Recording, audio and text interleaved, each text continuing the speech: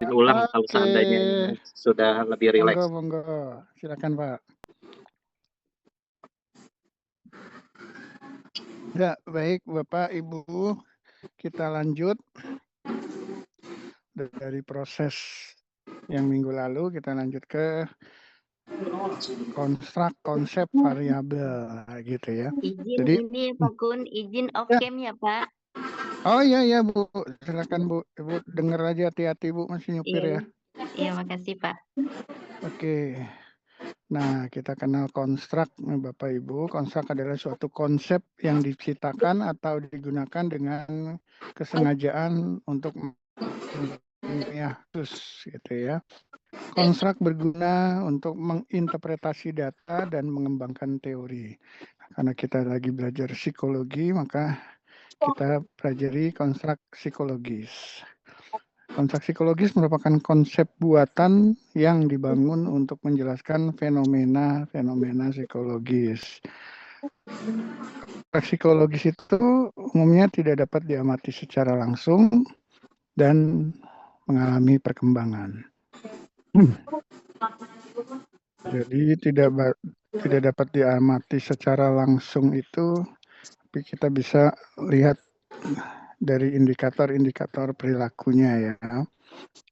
Mengenal perkembangan itu seperti intelijensi itu. Berapa puluh tahun yang lalu kita tahu intelijensi itu adalah kecerdasan intelektualnya itu saja gitu ya. Tapi dalam perkembangannya kita juga mengenal kecerdasan emosional, kecerdasan spiritual, dan lain-lain. Nah, kita contohkan saja di sini ya. Intelijensi sebagai konstruk oleh ilmuwan digunakan secara terencana dan sistematis dengan dua cara. Yang pertama dimasukkan dalam teori dan dikaitkan dengan konstruk lain. Makanya kita kalau skripsi, tesis, disertasi gitu, kita selalu mengkaitkan antara variabel yang satu dengan variabel yang lain. Ini maksudnya seperti ini tadi, dikaitkan dengan konstruk lain gitu ya. Kemudian yang kedua ini terkait dengan mata kuliah kita nih. Didefinisikan dan dispesifikasikan dengan cara tertentu yang memungkinkan kita bisa mengobservasi dan melakukan pengukuran ya terhadap konstruk psikologis tersebut gitu. Nah, ini kaitannya pengukuran nih, kaitannya dengan yang sedang kita pelajari saat ini. Bapak Ibu, konstruk psikologis itu secara umum bisa kita bagi 3. Yang pertama konstruk koheren atau konstruk linear. Jadi ada yang menyebutnya ini konstruk yang koheren atau ada juga yang menyebutkan konstruk yang linear. Kalau kita lihat ini penjelasannya di panah-panah ini di bawahnya ya. Kalau kita lihat untuk koheren atau linear itu panahnya searah tuh Bapak Ibu ya. Hanya dia tiga-tiganya mengarah dari kiri ke kanan gitu ya. Ini konstruk ini searah nih. Jadi aspek atau dimensinya bahkan indikator-indikatornya itu semuanya searah, mengarah pada kepemilikan variabel yang dimaksud atau konstruk psikologis yang dimaksud. Ya, misalnya kecerdasan emosional di sini. Nah, kecerdasan emosional itu ada indikatornya mengenali emosi diri, ya, mengenali emosi orang lain, dapat memotivasi diri, dapat berhubungan dengan berhubungan baik, menjalin hubungan baik dengan orang lain gitu ya. Nah, itu semua kalau diiyakan ya, dijawab sangat setuju atau setuju itu skornya tinggi. Ya, dapat mengenali emosi diri, dijawab sangat setuju, skornya 5. Dapat mengenali emosi orang lain, dijawab setuju, skornya 5 gitu ya. Terus dapat memotivasi diri, dijawab sangat setuju, skornya 5 ya, semuanya dijawab sangat setuju, skornya semuanya 5 gitu. Nah, dari skor-skor itu tadi nanti bisa diakumulasi ya, dapatlah skor total. Nah, itu kan skornya searah. Karena searah, dia dapat diakumulasi, bisa dijumlahkan. Nanti dapatlah skor hasil akumulasinya. Nah, karena dia searah, bisalah dia dikategorikan sebagai skor yang nanti kan dapat skor ya, misalnya dapat skor 70. Nah, 70 ini skor hasil akumulasi. Nanti bisa dikategorikan dia sebagai kecerdasan emosional yang tinggi gitu ya, yang sedang atau emosional. Yes, gitu ya. Nggak cuma kecerdasan emosional, tapi stres juga begitu ya, bisa tinggi, sedang, rendah. Motivasi juga tinggi, sedang, rendah. Yang saya sebutkan itu semuanya konstruk yang koheren atau linear. Ya, umumnya variabel psikologi sepertinya kok banyak di sini ya, di konstruk koheren atau linear. Berikutnya ada konstruk namanya bipolar. Nah, namanya ada bi gitu. Jadi kutubnya cuma 2 tuh Bapak Ibu. Ya. Nah, ini berlawanan ya. Ada yang ke kiri, ada yang ke kanan. Nah, ini ada konstruk misalnya tipe kepribadian. Ada kepribadian yang ekstrovert dan introvert. Taruh saja misalnya kalau skornya tinggi, dia ekstrovert. Kalau skornya rendah, berarti dia introvert. Ya, semakin tinggi skornya, semakin ekstrovert dia. Semakin rendah skornya, semakin introvert dia. Nah, biasanya yang skornya tinggi itu jadi indikatornya. Jadi itemnya misalnya gini. Ketika ada masalah dengan pasangan, saya akan bercerita pada teman terdekat saya. Kalau itu kan berarti dia arahnya ke ekstrovert atau introvert tuh, Pak, Bu. Ketika ada masalah dengan pasangan, saya akan bercerita pada teman terdekat saya. Berarti ekstrovert ya. Kalau dia jawab sangat setuju, berarti skornya tinggi tuh 5. Ya kan? Nah, kalau dia jawab sangat tidak setuju, skornya rendah. Gitu. Ya. Jadi kalau ada item-item yang semacam itu, dijawab sangat setuju, berarti dia mengarah ke tipe kepribadian yang ekstrovert gitu ya, terbuka pada orang lain gitu. Kalau nilainya di tengah ya. gimana Pak misalnya? Iya Pak. Kalau nilainya di tengah Iya, misalnya. kalau ada netral ya, yang nggak masalah, itu kan batu item ya. Kan sementara kita udah pelajari sebelumnya konstruk skala psikologis itu kan banyak item hanya untuk mendapatkan satu informasi. Artinya kan item nggak cuma satu, Pak. Bisa ada 20 item, 30 item. Nah, nanti kecenderungannya kemana tuh? Nggak mungkin, hampir mustahil dia akan jawab netral semua kali ya. Gitu. Nanti kecenderungannya nomor 1, nomor 2, nomor 3. Nah, itu tetap kita total sih gitu ya. Cuma interpretasinya adalah semakin tinggi skor ya berarti semakin ekstrovert dia atau semakin introvert dia, tergantung pola itemnya seperti apa.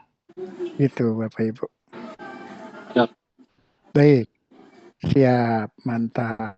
Ada yang mau didiskusikan Pak? Paham Pak? Masih aman? Aman, Oke, mantap. Insya Allah aman, amin. Nah, berikutnya Bapak Ibu, ada yang namanya konstruk ortogonal. Kalau kita lihat dari panahnya, nah ini arahnya masing-masing ya. Ada yang ke atas, ada yang ke kiri, agak bawah, nih ada yang ke kanan, agak bawah. Kalau ada 4 mungkin beda lagi nih arahnya, gitu ya. Nah, ini Bapak Ibu biasanya yang kategorikal nih. Jadi di sini penjelasannya berdiri sendiri masing-masing aspeknya nih, ya. tidak dapat diakumulasikan, tidak bisa dijumlah gitu ya. Contohnya adalah pola asuh. Pola asuh itu ada otoriter, ada demokratis, ada permisif. Misalnya di sini otoriter. Di sini misalnya demokratis. Di sini permisif misalnya. Ya. Jadi nanti dari rangkaian dari paket item yang ada itu kita hanya dapat skor otoriter sekian, skor demokratis Sekian. sekian, skor permisif sekian. Nah,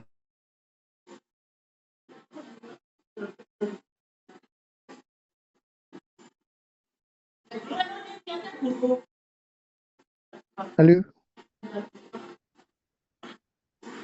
Terputus Pak Kun. putus ya. Iya, Oh, terputus. sorry. Apa yang tayang sekarang, Pak? Gimana Pak?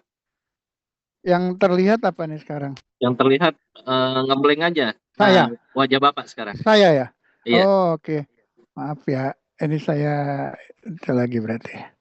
Share lagi. Siap, sudah kelihatan Pak? Sudah slide-nya sudah kelihatan ya, Pak? Sudah. Oke, baik. Kita lanjut. Nah, ini Bapak Ibu tidak bisa dijumlah nih. Misalnya di sini dapat skor pola asuh di sini. Tidak bisa itu diinterpretasi, tidak ada maknanya itu. Kalau tadi kan kita bisa bilang dari sini bisa kita konversi dia jadi tinggi sedang rendah, tapi di sini kita nggak bisa bilang tinggi sedang rendah gitu ya. Baik cukup kurang nggak bisa gitu. Tapi ada maknanya masing-masing tuh. Ya, kan pola asuh nggak tinggi sedang rendah, gaya kepemimpinan nggak tinggi sedang rendah, gitu ya. Tapi ya apa gaya kepemimpinannya, apa pola asuhnya, apa mekanisme copingnya gitu, ya. Nah, ini tidak bisa diakumulasi. Yang bisa ini adalah ya pisah aja skornya, otoriter dapat sekian, demokratis dapat sekian, permisif dapat sekian. Atau yang paling bisa adalah kita kategorikan seseorang itu jadi pola asuh yang otoriter kah, demokratis kah, permisif kah. Peran gender seseorang itu bisa kita kategorikan sebagai feminim kah, maskulin kah, atau androgini kah. Gitu. Jadi masuk ke kategorik tuh, ya. Jadi di sini bisa saya tulis ini kita bisa kategorikan seseorang itu demokratis atau permisif atau otoriter. Nah, gitu. Ya, nanti ada caranya tuh, Pak. Jadi, masing-masing variabel itu memiliki konstruk yang berbeda-beda tuh Bapak Ibu. Tinggal kita kategorikan tuh, ya. Oke, sekarang kalau misalnya Bapak Ibu mau meneliti kepuasan kerja, kira-kira itu jenis konstruk psikologis apa ya Bapak Ibu? Kepuasan kerja. Kepuasan kerja. Searah Pak? Yes, koheren atau linear ya. Iya. Karena endingnya nanti kita bisa bilang tuh kepuasan kerjanya tinggi, sedang, atau rendah. Yes, mantap lah itu. Kalau misalnya tadi mekanisme coping, cara orang menanggulangi stres itu ada problem fokus coping, ada emosional fokus coping tuh. Berarti masuk yang mana ya? Kalau problem fokus dan emosional fokus itu sesuatu yang bertentangan gitu ya, berlawanan arti, itu bipolar. Iya. Tapi ini enggak. Ya, ini bukan. Kalau problem fokus coping berarti berorientasi pada masalahnya tuh. Ya, atau emosional fokus coping, hanya emosi aja tuh. Dia ini sesaat gitu ya. Tapi itu bukan sesuatu yang berlawanan tuh. Jadi Jadi masuk meskipun ortogonal, dua, Pak. ini masuk ortogonal, betul. Iya. Karena nanti perlu saya sampaikan seperti itu, karena kalau digambar kan ini 3 ya, padahal yang 2 aja juga bisa sih. Bisa jadi ortogonal gitu Bapak Ibu ya. Seperti itu tadi problem focus coping atau emosional focus coping. Gitu ya.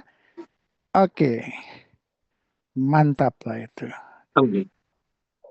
Pak Dian udah punya wangsit belum disertasinya apa? Tolong sebutin salah satu variabelnya, Pak. Variabelnya kesehatan mental, Pak. Kesehatan mental, Jadi, kesehatan mental. poinnya Ya. saya kemarin udah sempat ngetik, aduh jadi Variabelnya lupa apa tuh, lagi. Pak? Jadi sebenarnya Oh, gitu. peranan hipnoterapi dalam Mm-mm. dalam pembentukan kepribadian dan kesehatan mental. Harus lebih spesifik tuh, Pak. kurang lebih Kesehatan kurang mentalnya spesifik, Pak ya. gimana? Harus sampai ke variabel tuh. Itu ya, harus punya variasi nilai. Oke, nanti sambil dipikirin ya Pak, kalau Siapa? iseng-iseng berhadiah di rumah ya, pada mikirin mantan ya Pak ya, nggak mikirin disertasinya apa. Bu Nur Siap, juga siapa? nih. Oke, siap. Nah, terus yang penting lagi yang perlu diinformasikan ketika nanti Bapak Ibu mau mengkonstruk alat ukur, ya kan kita harus baca nih aspeknya apa, aspek atau dimensinya gitu ya. Terus sampai ke indikatornya. Nah, kita juga harus tahu itu ya. Ini indikatornya formatif atau reflektif. Yang kita butuhkan yang formatif atau yang reflektif gitu ya. Oke. Nah, saya kasih contoh Bapak Ibu. Ini variabelnya flu. Jadi yang mau kita ukur flu, yang mau kita buatkan alat ukurnya flu gitu ya. Ceritanya begitu. Nah, flu kan bukan variabel psikologis ya. Saya pinjam sebentar biar gampang dicerna. Nah, kalau indikator formatif itu, Bapak Ibu, indikator-indikatornya ini itu menyebabkan dia flu. Menyebabkan variabel itu muncul. Ya, kalau variabelnya flu berarti kehujanan, kelelahan itu menyebabkan seseorang flu. Nah, kalau sedangkan indikator yang reflektif, itu kalau lihat dari panahnya Bapak Ibu, ini justru variabelnya itu yang menyebabkan indikator-indikator itu. Orang yang flu, maka dia akan sakit kepala. Orang yang terkena flu, maka dia akan demam. Gitu. Itu ya Bapak Ibu. Nah, kita minjem cara kerjanya dokter. Dokter itu kalau mau tahu Bapak Ibu, kalau mau tahu seseorang itu, pasiennya itu dia kena flu atau tidak, dokter itu lihat indikator formatifnya atau reflektifnya. Siap. Silakan Bapak Ibu. Dokter itu mau mendiagnosa seseorang itu kena flu, itu dia nanya kehujanan ya, kelelahan ya, atau dokter itu tanya gejalanya. Apa-apa keluhannya gitu. Ntar jawab sendiri tuh dia. Sakit kepala, demam gitu. Nah, yang jadi yang jadi datanya dokter itu untuk mendiagnosa seseorang itu yang formatif apa reflektif, Pak? Datanya formatif mungkin ya, Pak? Contoh lagi ya. DBD. DBD, kalau DBD itu Bapak Ibu, DBD ya maaf. Nah, formatifnya apa ya Bapak Ibu? Formatifnya gigitan nyamuk. Gigitan nyamuk ya. Aedes aegypti gitu ya. Sementara kalau indikator reflektifnya apa Bapak Ibu? Trombosit turun. Trombosit turun ya. Trombosit turun terus Bintik di badan. bintik merah. Oke. Terus suhu Demam badan, tinggi. ya demam itu berarti suhu badannya tinggi ya. Oke. Nah, nah dokter balik lagi tuh, dokter itu mau mendiagnosa bahwa pasiennya ini kena DBD itu lihat dari dia cari lagi gigitan nyamuknya mana, coba sini tangannya dilihat gigitan nyamuknya ada bolong nggak gitu, atau dokter itu lihat dari gejalanya itu tadi, Jadi reflektif berarti, Pak. dari Reflektif. gejalanya ya, gejala itu berarti reflektif. Nah, cakep lah itu ya. Berarti Bapak Ibu langsung sekarang kita ke variabel psikologis. Nggak ada di sinilah. Nah, cemas.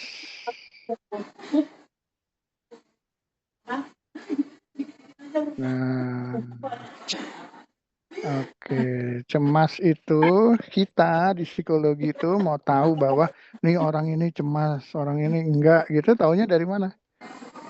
Dari indikator yang formatif kah? Kalau yang Dari formatif yang reflektifnya, Pak, membuat Bapak. orang cemas apa? Reflektif Iya, Pak. ya. Reflektif. Begitu juga kita di psikologi, kita lihat indikator reflektifnya. Indikator orang yang cemas seperti apa? Gitu ya. Iya. Ada Tidak gangguan tenang. makan, gangguan tidur, tidak tenang, terus apa lagi? Nah, gitu. Ya. Nah, ini sudah pernah saya sampaikan sebelumnya. Kalau di medis ini disebut simptom atau gejala, tapi di psikologi ini kita sebut indikator perilaku. Jadi indikator reflektif itu kalau di psikologi kita sebut indikator perilaku. Ya, simptom gejala itu kita sebut indikator perilaku. Nah, jadi Bapak Ibu nanti kalau mau mengembangkan alat ukur apa? Misalnya kecemasan ini tadi. Nah, jadi Bapak Ibu baca teorinya ya, karena di apalagi buku-buku terjemahan ya, itu bisa saja dia bilang faktor gitu ya, indikator gitu ya. Tapi kita yang harus pilah tuh Bapak Ibu. Ini indikator formatif atau indikator reflektif. Kalau kita mau mengembangkan instrumen yang kita gunakan harus indikator reflektif ya. Nah, Bapak Ibu udah bisa pilih deh tuh kecemasan ya. Kalau dia bilang misalnya ujian, oh berarti itu formatif ya kan, ujian menyebabkan orang cemas. Debt collector menyebabkan orang cemas, oh berarti itu indikator formatif ya. Tapi kalau dia sebutkan indikator kecemasan, misalnya itu tadi ya, gangguan makan, gangguan tidur, rasa gelisah, nah gitu ya. Nah itu berarti indikator reflektif, itu yang Bapak Ibu pilih nanti. Ya, jangan yang formatif gitu. Kenapa ya nggak boleh pakai yang formatif? Nah, misalnya ini tadi balik lagi ke kehujanan sama kelelahan. Ya, kalau di medis tuh di badan kita tuh ada yang namanya antibodi. Ya, ada antibodi nih di sini sebelum sampai ke flu dia ada tameng di sini. Orang yang sama-sama nih kita bertiga ya. Kita bertiga tuh sama-sama pulang kuliah, kehujanan, lapar, belum makan, ya, capek dari pagi gitu ya. Tapi ada yang kena flu, ada yang enggak. Kenapa begitu? Karena di sini ada antibodi, ya. Nah, di psikologi juga ada, Pak, Bu. Di sini ada antibodinya itu. Kalau untuk stres itu ada coping. Tadi sering saya sebutkan mekanisme coping atau coping stres gitu ya. Nah, sebelum sampai ke sini nih ada yang masuk jadi cemas atau ada yang mental ke sana gitu ya, sama juga di sini.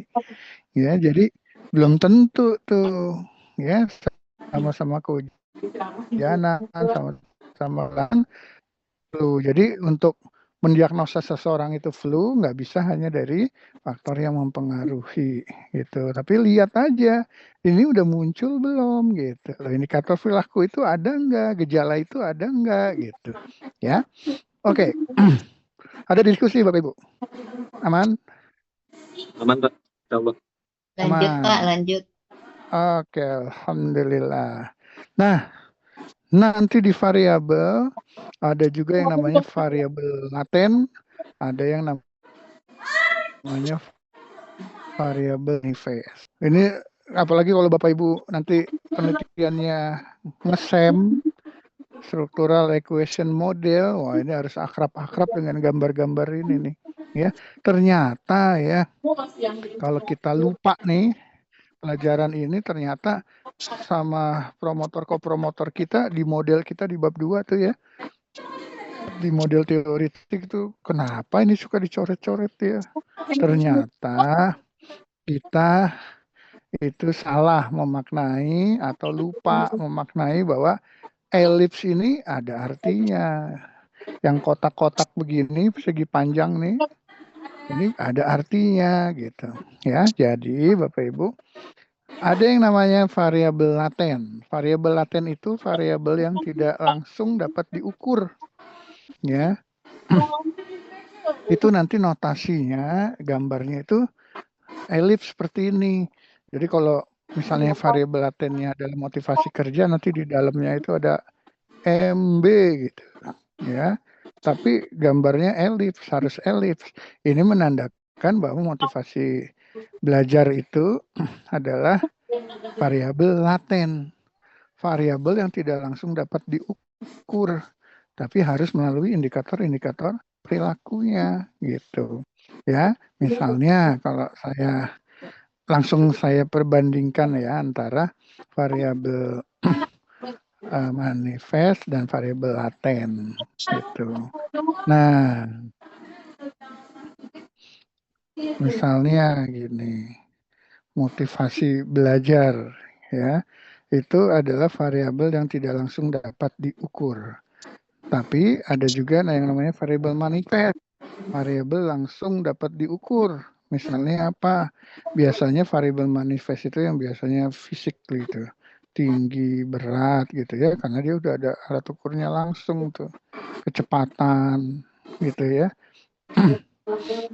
Nah, terus masalahnya adalah kalau dia tidak bisa langsung diukur, gimana caranya mengukur variabel laten? Kan itu pertanyaan ya.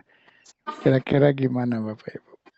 Jadi caranya mengukur variabel laten atau variabel yang tidak langsung dapat diukur adalah menggunakan kesepadanan ya. Nah, ini misalnya variabel latennya misalnya disiplin.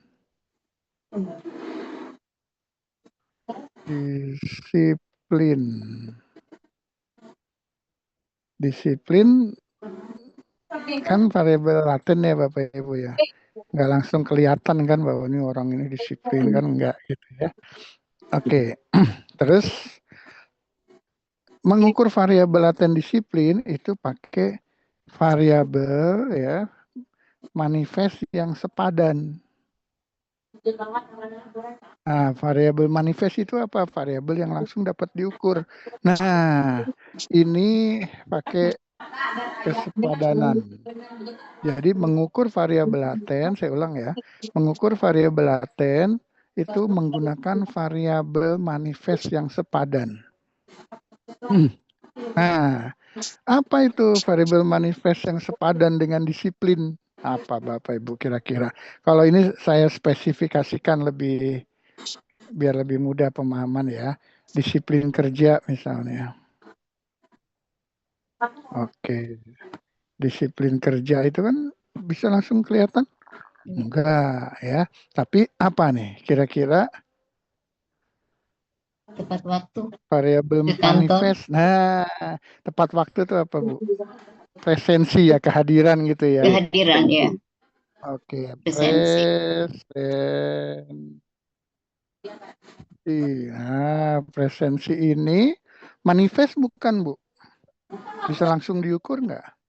Bisa ya, kalau Bisa. cuma sekedar kehadiran bisa dia datang nggak?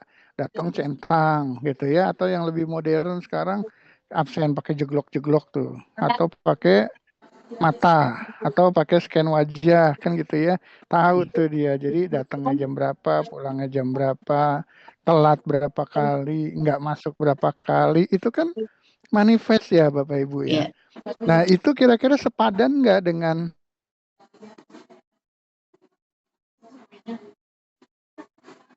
Halo Pak.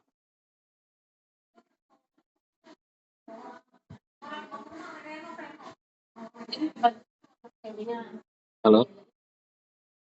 ya? Apakah dia benar-benar sepadan? Benar-benar sepadan nggak gitu ya? Nah urusan benar-benar sepadan atau tidak itu adalah urusannya validitas. Validitas. Oke, gitu ya. Ada diskusi Bapak Ibu? Aman? Oke. Oh ternyata ini dia nih. Susah-susah nulis sudah ada ya. Aman. Ya, Bu, silakan.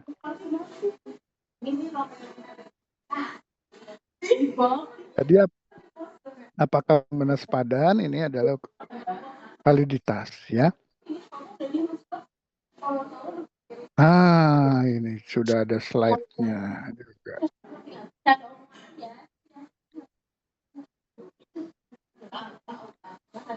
Oh, validitas dan reliabilitas ya.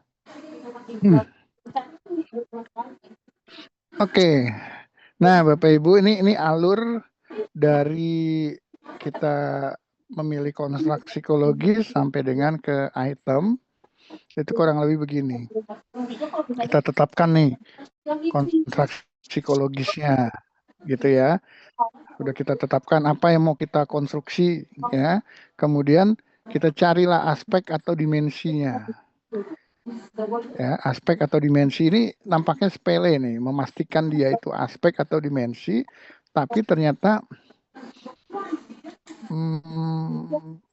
ini sesuatu yang penting karena perlakuannya bisa berbeda di analisis data terutama. Ya, dari reliabilitas saja. Kalau dia ternyata aspek atau yang unidimensional, aspek itu biasa disebut juga yang unidimensional, itu reliabilitas saja contohnya Bapak Ibu, itu bisa pakai alpha Cronbach gitu ya. Tapi kalau dia multidimensional atau sering kita sebut ini dimensi gitu ya, itu nggak bisa pakai alpha Cronbach ya, nggak pas gitu ya. Nanti skornya selalu di nilai rendah tuh. Maka harus pakai apa? Pakai construct reliability. Nah itu salah satu pentingnya kita harus pastikan konstruk kita itu ini aspek atau dimensi gitu. Kalau saya gambarkan, kalau aspek itu Bapak Ibu, misalnya ini ada 3 komponen. Nah ini kalau aspek itu ini masih gerundel nih, masih beririsan ya, irisannya atau masih saling bersinggungan. Singgungannya lumayan besar ya. Tapi kalau dimensi nah, masing-masing itu irisan. Saya kok masuk di sini nih. Apa? Kok saya masuk di sini ya? Berarti nih Wah, alah. baru datang nih. Ya Allah. Maaf mengganggu iklan lewat di sini. Kalau gitu ini. Lanjut aja Bu, lanjut. Iya lanjut aja atau saya sudahi dulu ya. Nanti Iya, Pak. tapi selesaikan dulu ya biar ntar gantian ya. Ini kepriben sih ya. Nah gitu ya Bapak Ibu. Oke. Dilanjut Kalau aja. dimensi ini, Mbak Din, Ya. tunggu selesai dulu sebentar ya. Oh, ngono ya. Ya mungkin. Ya, tunggu sebentar Tapi ya. saya harusnya jam 5 sampai jam 8:30, Pak. Coba ya tak tanya Pira ya. Enggak, saya sebentar lagi nih, Bu. Oke. Itu ya Bapak Ibu. Nah, terus gimana caranya Bapak Ibu bisa tahu bahwa ini aspek atau dimensi? Nah, Bapak Ibu yang pertama, gampangnya Bapak Ibu cari sumber aslinya. Jadi misalnya kecerdasan emosional tadi ya. Itu aslinya kan dari Solvay atau Goldman. Nah, Ibu cari sumber aslinya, jangan terjemahan. Terjemahan itu biasanya ya keliru menerjemahkan atau menyamaartikan antara aspek dengan dimensi gitu ya, bisa jadi begitu, tapi syukur-syukur enggak. Ini bisa diperbandingkan aja nih, kalau terjemahannya siapa dengan buku terjemahannya siapa gitu ya, itu lihat kalau dia konsisten, sama-sama menyebut aspek, sama-sama menyebut dimensi, nggak ketemu buku aslinya, oke lah, kita akui dia aspek ya. Tapi kalau ada beberapa buku Indonesia, ada yang bilang aspek, ada yang dimensi, nah lebih baik cari deh buku aslinya. Nah, masalahnya adalah buku aslinya nggak ketemu, gimana itu? Oke, kalau buku asli nggak ketemu, Bapak Ibu bisa cari bukti statistiknya. Dari mana saya dapat?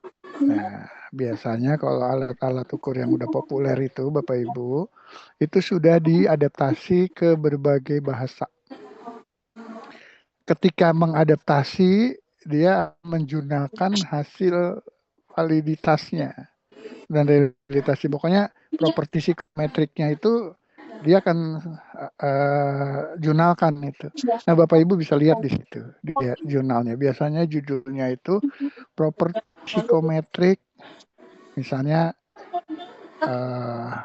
skala apa, intelijen emosional intelligence scale Goldman versi bahasa Prancis, versi bahasa Indonesia gitu, versi bahasa apa gitu. Nah, kemudian Bapak Ibu lihat tuh, biasanya kalau udah jurnalnya agak-agak baru, dia pakai analisis faktor. Nah, bisa dilihat di situ. Itu unidimensional. Maka biasanya dia akan informasikan, atau paling enggak dari bukti statistiknya kelihatan. Nah, bukti statistiknya kita yang nanti insya Allah saya sampaikan di analisis multivariat ya. Kalau begini bentuknya, bacanya gimana, ini berarti unidimensional atau multidimensional gitu ya. Jadi itu caranya Bapak Ibu, kalau nggak lihat bukti statistiknya, cari sumber aslinya untuk urusan ini aspek atau dimensi. Oke, kemudian aspek atau dimensi ini bisa jadi sudah amati terukur ya, sudah operasional, sudah teramati terukur. Kayak misalnya mengenali emosi diri, nah gitu kan udah tahu ya. Tapi kalau baru masih abstrak ya aspek atau dimensinya, Bapak Ibu harus lanjutkan ke indikator-indikatornya nih. Ya, indikator itu lebih teramati terukur biasanya. Kemudian dari indikator ini baru buat itemnya. Ini gambarnya sih satu indikator satu item, tapi ini sebenarnya satu indikator bisa beberapa item ya. Oke, lebih jelas di sini. Ini tadi alurnya, ini udah ada variabelnya nih. Jadi dari textbooknya Goldman tuh ada yang mau kita kembangkan kecerdasan emosional, kita baca textbooknya ternyata dia aspek misalnya. Nah, aspeknya itu terdiri dari dua, ada intrapersonal dan interpersonal. Nah, ini udah teramati terukur belum? Belum. Orang yang interpersonal tuh yang kayak gimana? Nah, belum tahu tuh meneketehe gitu ya. Belum tahu kita. Nah, karena ini masih abstrak, interpersonal, harus kita jabarkan lagi dalam indikator. Dapat mengenali emosi diri. Nah, itu udah teramati terukur belum? Bisa ya, udah lebih operasional. Dapat mengelola emosi. Nah, ini juga udah dapat memotivasi diri, kan kita bisa tahu ya. Oke, nah dari sini ya, dapat mengenali emosi diri, dapat mengelola emosi, baru kita kembangkan ke itemnya nih ya. Gimana nih item kita create biar item itu kalau dijawab kita bisa tahu bahwa orang itu dapat mengenali emosi diri atau tidak gitu ya. Gimana kira-kira? Pak, Bu, contohnya apa nih yang item ini dapat mengelola emosi?